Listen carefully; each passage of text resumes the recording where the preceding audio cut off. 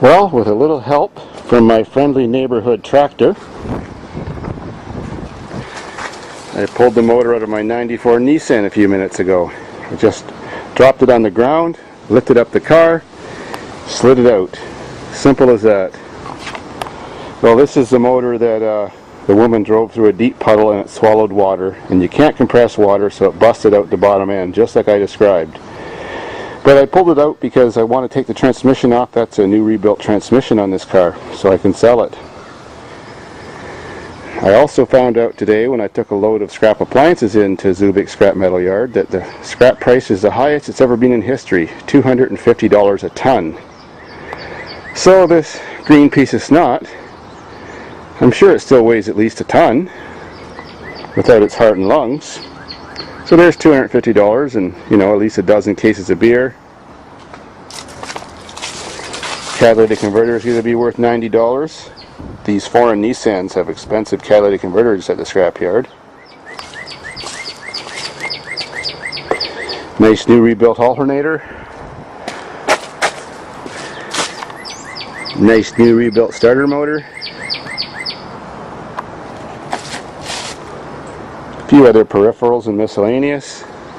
Nice rad and headlights.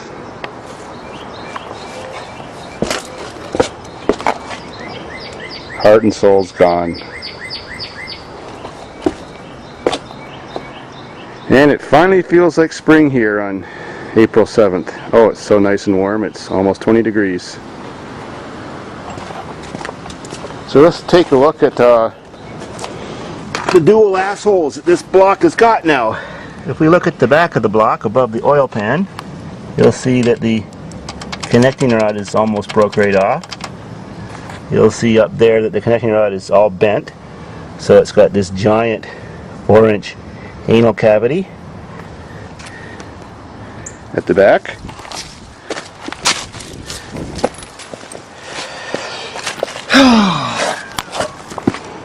And at the front, just above the air conditioning and behind where the alternator was, is another cavity